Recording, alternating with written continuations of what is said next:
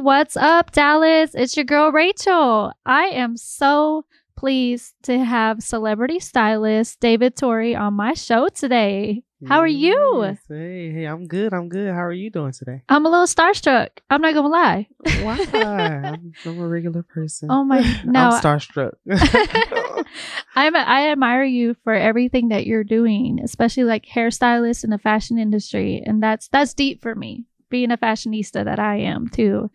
So I mean, I just admire all that you're doing. Thank you. I appreciate it. I appreciate it so much. I work extremely hard, like me and my people, So yeah, I just want people to see the passion in it, Absolutely. I know there's a lot of passion because you put a lot of effort into what you do. Yes. It's my life. I want people to see that, and I feel like you can always see the difference Absolutely. between somebody doing it for other reasons and then you just being passionate for something. I respect that. So how did you get started in this industry?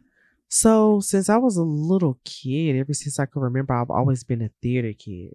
So I'm just not just like a one-trick pony when it comes to one thing. Like I do theater, I'm a writer, like I do a lot of different stuff. I dance, I'm a creative, visionary, I paint, I do a lot of different things. So I kind of incorporate all of that stuff into what I do. Like, yeah, I might have like one title when it comes to one lane, but like I do a lot of different things.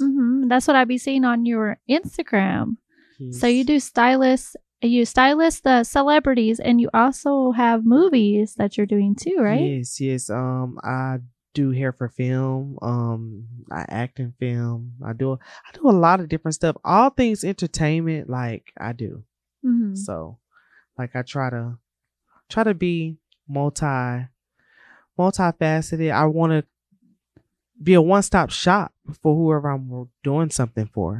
So that's just what I made it my business growing up to learn a little bit about everything. I respect that because I mean, in being on a set, you're gonna have to have many hats to wear because they're gonna need a lot of stuff from you. Oh yeah, for sure. I always believe in people. As long as you're alive and breathing, you should always upgrade yourself, learn new things, do new things, try new things. Like you never know until you try. So me, like even if it doesn't work out, like I can say I tried it, but I still did it at the end of the day. You couldn't have said that any better. That's amazing. Yeah. So we're gonna ask you about your hair school. Tell me about your hair school. Okay, so right now I'm not teaching. I'm back in the salon full time. I love education. That's another thing. I love teaching people and helping people that want to do the same thing that I do. Right. For me, it's bigger than having a cosmetology license. It's about getting your name out there. So where sometimes your work won't even draw you, your name will draw your clients and stuff. So my thing for the past few years is building my name because we all do hair. Right. We all do the same stuff. We might do different things within the hair industry, but we're all hairstylists, we're all barbers, we're all makeup artists. My thing was to build my name to where no matter what it was, people come running for it. Right. Because it's Dvvid Torrey. Right. That's right. Exactly. Like when people hear my name, I want them to be like, oh, yeah, I'm going. I don't care what it is, I'm going. And what do you love most about teaching? The thing I love the most about teaching is probably the transformation. Like seeing a student come in one way, and then by the time they're done with their program, they leave out with a totally different mindset. Like even some of the students, I will bring them on set with me. Some professionals hadn't even been able to do some of the things I've offered my students. So just seeing them like being inspired, like leaving out and saying, I'm going to do this. And then just seeing them do things after they graduate and leave from with me. Like that makes me so proud because it's like, dang, I'm sprinkling a little bit of me on to a lot of different people. Right. You know? So like me, like no matter if you love or hate me as an instructor, part of the reason you're doing what you're doing is because of something I showed you or instilled in you. So that's what makes me feel good. Absolutely. And you see the level of confidence with your students. Yes, most definitely. I love seeing them go from, oh, I'm scared, I don't know, or give me that client, I'll take the ticket, All right. stuff like that. So, and I've never had those issues. Like a lot of instructors, oh, my students, they don't ever listen. Like I've never had that issue. Mhm. And I always tell people, when you're dealing with adult learners, you have to talk to them on your level. You can't talk to people that's already been through life. I had students older than me, students that were old enough to be my parents. And I know that I had to come in with a different approach because it's some stuff they could teach me about life, know? Right. So literally, I still showed them respect from an elder standpoint, but you're trying to get what I have already. So on that side, it's like, it's almost like we're learning from each other. Exactly. And that's deep right there. I mean, everybody got something to tell everybody, something to teach everybody. Yes, you can learn from anybody. You can learn from somebody who's never been to school. Like I always say, education is everything, but it's not everything. Right. Like it just depends on. It's people without degrees. It's billionaires. Look at Beyonce and Jay-Z. They've never been to any type of university or anything, and they hustled. They used their talent and their name to get them to where they are. So it's like you can learn something from anybody. Yep, exactly. I mean, I know that I learn something new every single day. Like I just, because we were doing some research. So you do your own shows, is that right? Yes. Me and a friend, James Black, he's the fashion designer. I'm the hairstylist, but we come together. We do a hair and fashion show. And we call it Boys Don't Play with Dolls. The reason why we call it that is because my grandmother, growing up, back then they didn't believe in little boys playing with Barbie dolls. But I would always sneak and be combing the doll's hair and stuff like that. And I was trying to find a name for the show because we've been doing the show, but I said, I want to get a name that's going to like attract attention. It's going to be like, oh, what is this about? And all I heard was my grandmother in my head on her birthday, which she passed in 2012 in December, right before Christmas. I kept hearing her say, boys don't play with dolls. I said, you know what? I think I'm going to name the show that. So I asked him, like, how do you feel about naming the show Boys Don't Play with Dolls? We always wanted to do a doll themed like show. Right. He was like, that's it. That's the name. So ever since then, like we've been doing it since 2011. Part of them were in North Carolina because that's where I'm from. And then part of them were here in Dallas. Right. I love that. I mean, it's a very catchy name.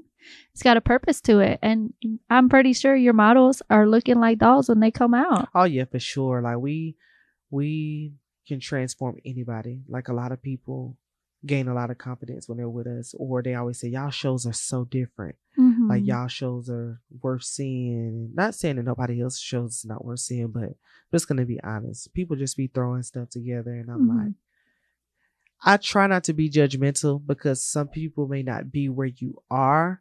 But when you're passionate about what you do and you know that it could have been executed way better, I'm going to say it could have been executed better. Right. Point blank. It's all a learning curve. Yeah. In order to learn, you got to grow. It is. Yes. And ask questions. If you're not sure, get people on your team. Yeah, it might cost you, but would you rather have an event that nobody wants to come back to? Nobody want to spend their money on?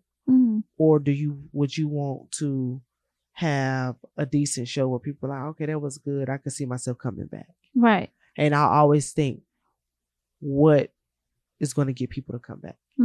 So that's what I always think about when I'm doing my own events. The memories, the impact. Yes. Oh man, people are definitely going to come back to something they remember. Yes. And now like I feel like I'm to the point now where I'm there. Like I could put anything together. I could say I'm doing like a luncheon in 159-degree weather. People are going to buy tickets and come just because. Because they're going to remember it. Yeah. That's beautiful. That's beautiful. I love that. So also piggyback on the shows and stuff. So the last year you were at Bronner Brothers. Yes. So tell me about that. So Bronner Brothers is basically the biggest urban hair show, beauty show in the world. I did it twice. I did it back in Miami of August 2022, and then I did April of 2023. Gearing up to do ATL 2024 in February. But yeah, it's like basically like a big giant theatrical stage play, just dealing with hair, makeup, costumes, and you transform hair live on stage. And you have a like a panel of celebrity judges, and they judge you. And the last 2 times the cash prize has been $10,000, and then the trophy, and then the belt, and then you get like different accolades and different. It's a really prestigious like award. The show has been around going on 76 years now. That's amazing. So this last one, you had lost that last one, that right? I wouldn't necessarily say lost, but well, we know you should have won. Yeah. And the crowd said I should have too. The crowd and a lot of the people that were there disagreed with the outcome. And this particular go around. Now, when we went to Miami, I could kind of see where, because I was in a transitional stage, right, dealing with how I wanted my shows to go, how I wanted to be portrayed on stage. Now, I will admit, Miami wasn't my best show, but it was better than a lot of the stuff that was up there. Like, I know that for a fact. Visually, we probably had one of the best shows there. Right. April, I didn't bring as much, but we had more of an impact. Right. Like, as far as props, and I downsized on people, but that probably was the best show of my entire career. And everybody saw it. We were the only competitors that had a standing ovation. Like, even when they announced the winner, it was like crickets. Right. There's like, I'm shocked. Yes. And people could say what they want to say and feel how they want to feel, but camera footage and being there does not lie. You're right. It doesn't lie. So people can try to rewrite history and rewrite or try to downplay what really happened in New Orleans, but the footage is, once you put it out on the internet, it's out there. So it's on multiple people's pages. So at first I was kind of a little discouraged because of the outcome, but I decided to go ahead and do it one last time. And you know what they say, third time's a charm. Anything I've ever done, it's never landed in my lap. I'm not saying that the winner's stuff landed in their lap, but it landed in their lap. Me, I've always had to be the one to fight and work for it and be extra. But you know what though? Like, in the moment it feels bad, but that just shows me y'all reached y'all full potential. It's still a beast inside of me. Absolutely. That's why they invited you back, correct? Yes. So it's like, I'm ready. I just hope that they're prepared for what I come with in Atlanta. Oh yeah. I feel like it's going down for real. Oh yeah, it is, because I feel like, you know, when you feel like people playing with you, you have to show them they can't play with you. Right. Because you're going to take it next level. Yeah. Absolutely. Yeah. And every time I get better and better. So if the show was like it was in April, just imagine how it's going to be in ATL by the time we get it meshed together and get it all put together. So I'm brainstorming a crazy show. And then this is going to be the first show that they're back from COVID in Atlanta. So it's going to be a big turnout. Oh man, I'm excited. Yeah. I'm excited. I want to see those results. Yes. All right. Yes. So, I mean, with all this story and all this history that you have, being yourself and your whole journey, so you have a documentary you're working on? Yes, called History in the Making. All right. Yes, named after the shirt. History in the Making. And Melvin A-List Bullock, he's actually going to be doing the editing. He's doing all of the camera work, the sound work and stuff, and we just provide like the content. And he's been following us for almost damn near a year and a half, and we're gonna have so much stuff. Like, I wanted to try to put it out around October, but I think I want to wait and get a little bit more footage from Atlanta so people can be like, oh, it's a part 2 too. Like, where we like cut it off at a certain, I'm like, what happened? And then boom, right, we're in Atlanta. So like, I really want to take my time with it. Like, we've been working on it slowly, and I want to keep it that way until I just feel like it's right. Like, I don't want to rush it. Like, I feel like we got so much more to show people. You do. And I believe that. And yep. So between me and Melvin and my crazy ideas and his crazy ideas and let's do this. Like, But he gonna get it straight for you. Yeah, I think it's gonna be great. Like a lot of people are not gonna expect the vibe of it. They're really gonna get like a really candid view into, because I get a lot of questions. How you do what you do? Watch it and you'll see. Yeah, you're gonna tell the story. Yeah, absolutely. Yeah. So what's next for Dvvid Torrey? So what's next for me? So we just got done filming Bid for Love 2, a BET film. So a lot of people was in it. Black China, Don Half Kenny, a lot of different people, Clifton Powell. So a lot of people I've always grew up watching on TV. I was able to actually do their hair and be on set with them. That's awesome. So we got that. It's getting ready to drop sometime next year. I don't know when. We also have the Best of Salon Awards. That's going to be taking place at the Omni Hotel. Right. So it's a red carpet gala, and it's almost like the Oscars or the Grammys of hair for the Dallas Fort Worth area. Right. So that's going to be on November the 5th. So we'll be performing there. I won't be opening the show, but I'll be doing like a special performance for the founder's mother. Right. Special segment.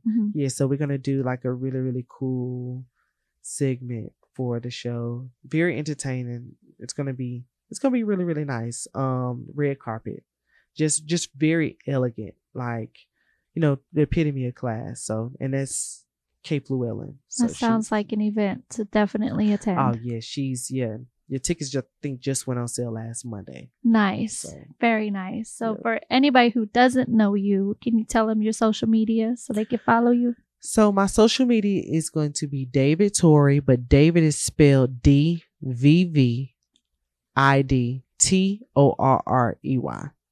And it's on all social media platforms: Facebook, Instagram, all of that stuff. All right. I got one final question for you. Okay. So out of all the hair products that you use, tell me which ones that you use the most.